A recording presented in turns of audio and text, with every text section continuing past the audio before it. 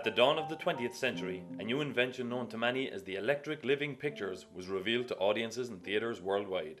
People gathered in their masses to witness this global revolution. This was a truly magical event, set to change their lives forever. The sense of anticipation as the theatre lights dimmed for the first time was electric, and as the silver screen came to life, it became a window into worlds never imagined. It was in 1896 that the moving pictures arrived in Cork. This took place at the Assembly Rooms, a small building on the South Mall, better known as the Assem's. The Assembly Rooms on the South Mall, which was affectionately referred to as the Assem's. There was an usher in there. Georgy was his name, from the south side. Lovely man. And then when there'd be a western on, if there was a shooting and there was somebody shot in the scene, somebody showed from the back, Georgy removed the body. Yeah. I remember coming in from Carrigaline and fourpence into the Assembly Rooms and fourpence into the Coliseum.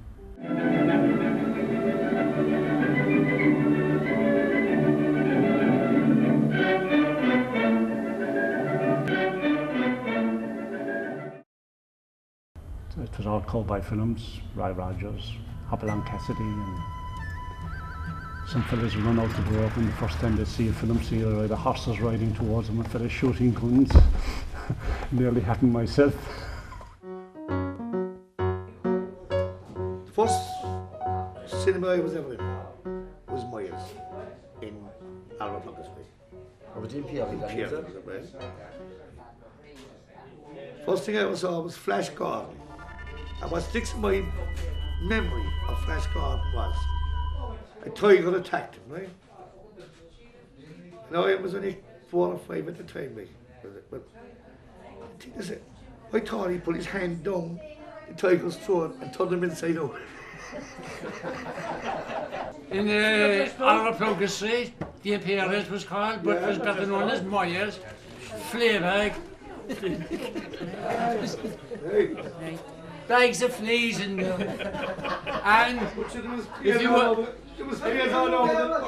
you were in there, like £4.50 now, like £4, if you went in there and you were unfortunate enough to sit forward of the balcony, you get a fine shower in there as well. I had one trip to the Imperial, the Myers as it's called, just to see. We heard so much about it that you had to sit in a special place because the people upstairs would cruise you down below if the film wasn't great. So if you didn't get in under the balcony, but we did go in one night, a couple of us, and sure enough, the people in front were getting crucified by the people upstairs, but that was a regular thing. I think if that didn't happen, there'd be something wrong with the Myers, as it was called. We just went to the Myers for one night to see what it was really like, you know. The one I never went to, the only cinema in Cork in my era was, I never went out to Blackpool to the Lido. In 1920, the Palladium was the first cinema to open on Cork's north side. A popular destination for many Corkonian, it was better known as the Lido. But then they give me mother said, well, you don't want to get in Lowers by? No, so I was down the Lido with Pat. So where was it Lowers? Because it was people went in there in wheelchairs and came out walking. Not physically, but from fleas. Fleas? My older brother Paddy, he was a sweet boy in the Lido. And I was away younger, so he used to take me down with him. He's got on with a little box.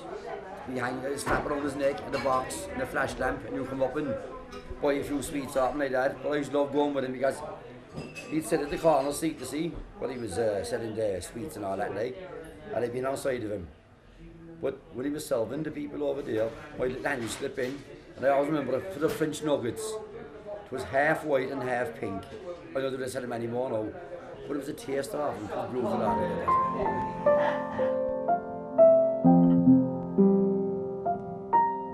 We always sort of made a date at a meeting place near if you picked out a cinema. The most famous, I suppose, would be Mangan's Clock. You could see people standing around leaning against the wall maybe for a half an hour. I think the ladies were always a bit late, and you'd see fellas walking up and down, spruced up to the tea.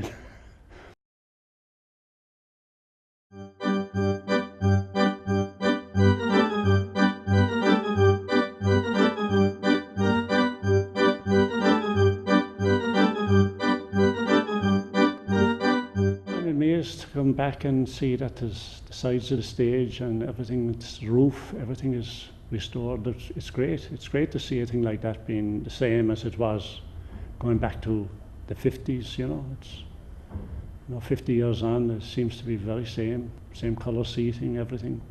You know, it's wonderful to see things like that.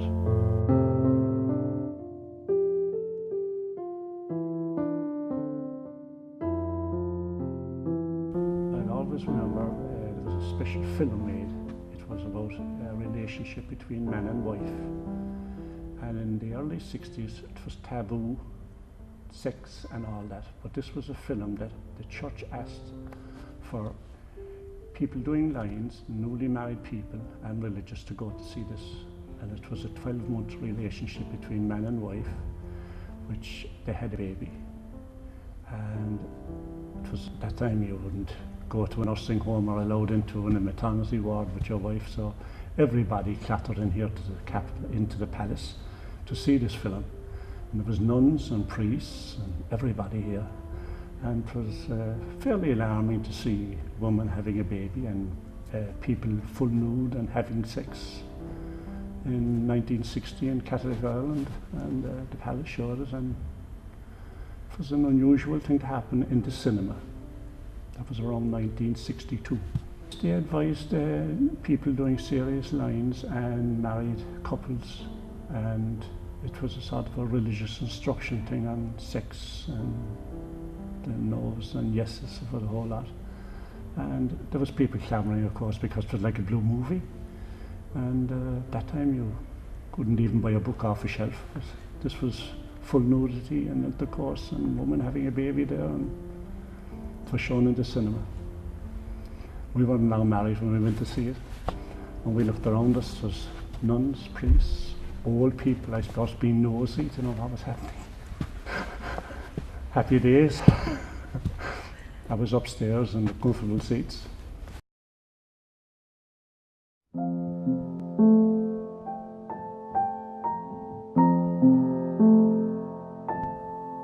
The Pavilion Cinema on Patrick Street was the first cinema to introduce a soundtrack in its films. Here, the talkies were born in Cork. Like, no one said the Pavilion, they all say the Pav. When I went in there first, like, you had to have booked, otherwise you wouldn't have a good seat, you know what I mean? A lot of seats, like, if you have to kind of know your alphabet, like, just, you couldn't be like with your church. You had to know exactly, see what the bookings long go, like with the tickets being sold, you know, the special ticket, where you were going to put your one, like, and you couldn't put them into the wrong seat, because with a big film, like, you couldn't be disturbing people, you know. Well, a big show, you know, like, coming, like, for tea. See, it used to be dinner so much at all in the evening before. Dinner, like, was at 1 o'clock or 2 o'clock. And then you come for tea, high tea they call it, you know. And then you go to the show afterwards.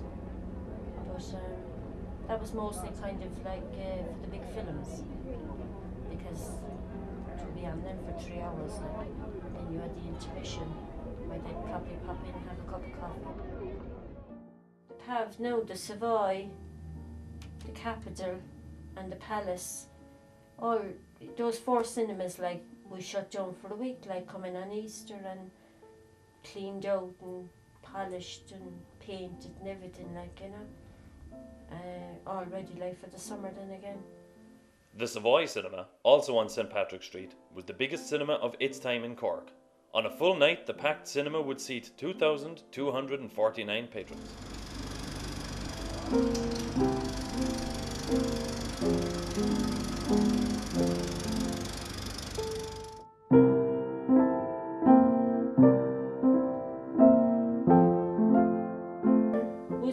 As I say, like, tops, and you kind of felt like you had to kind of dress up like going in there, you know. We'd have nothing for the Savoy, so one of us, or a 4 or 5, would box in for 1 ticket, slip in, go to the toilet and shove out the back door, and we all rush in again. That's all I loved about those cinemas at the time. Best memory I have of the Savoy was when we were young lads at school, and there was over 16 films. You had to be over 16 and you had to be over 18. Well, we were only about 14, and there was a film in, and it was rated 16s. And there was this chap, a friend of mine in my class, and he was small like myself, and very anxious to get in to see this film. You know, those days, you know, if they were 16 rated, you saw a breast or something, you would be very, very excited, and you would actually talk about it for weeks afterwards. But anyway, to try and get into this film, he went home and he got his father's overcoat. He got a pair of dark sunglasses, and he got his mother's high heels, and he dressed up outside the cinema before he went in. And this is true. He walked up to the kiosk with his sunglasses on, big dark overcoat on him, and a pair of high heels. And lo and behold, he actually got in, and it was absolutely amazing. And we had a fantastic time that day, and that memory sticks with me for a long time. Well, you couldn't get into the Sunday night because you had to have permanent tickets usually, you know, it was very hard to get into the Sunday night to survive. The regular customers, you couldn't get them, they were like gold, you know. You could buy them at the black market outside and sometimes pay a fortune for them.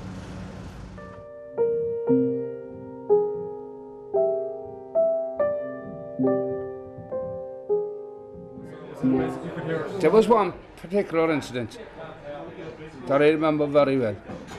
The Dubliners were playing there one night, and your man Michael Martin, he was the head usher. He said to me, he says, "Per," he says, so I was only the Piers by there. He says, "He go down to the Lee Chateau and see her there." And I went in and said to Luke Kelly, he says, "He's up sending me down there." He says, "Yeah, around there in a few minutes." And I walked down Party Street with him, and they went down in the back door, and they went on stage.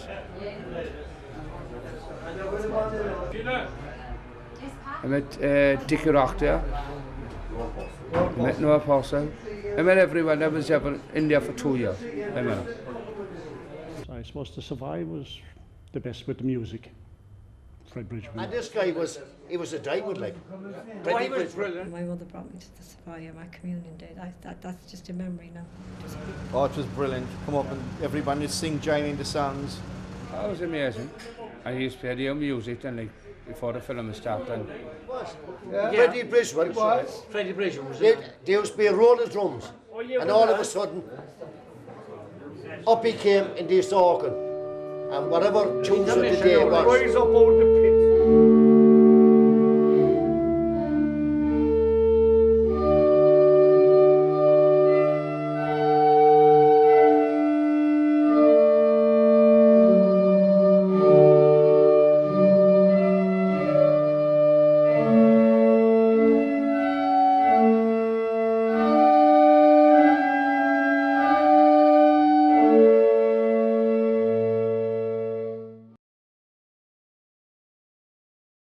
Fred Bridgman was the man in Cork because he gave so much people so much pleasure, you know. And what to hear these people singing like was brilliant. It's where you couldn't believe it. Everybody just at their loudest. There was nobody humming, like, you know. You just sang out, and the words of the songs that he was playing would come up on the screen. So everybody automatically, you'd hardly hear the organ, you know. Everybody sang all the different songs. They were all well-known songs at the time, you know. And then you'd just see "Thank You," and the whole thing had sailed down into the ground again, and then the main film come on. Towards the end, when the Savoy was selecting after, they'd have a stage show, maybe Jack Cruising or something like that, and then they'd show the film after that. And I remember in there one day, the fellas started battering Fred Bridgman. He was the organist with popcorn. He got up and walked off and gone.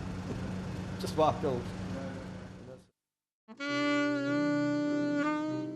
In the early 1960s, with the arrival of television in Ireland, the cinemas of old were to suffer a dramatic blow.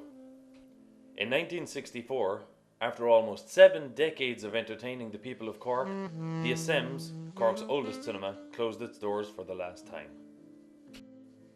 By the 1980s, Cork's remaining cinemas, including the likes of the Ritz, the Cameo, the Palace, the Lee, the Classic, the Pav and the Capitol, were all but struggling, One by one, the curtains finally came down.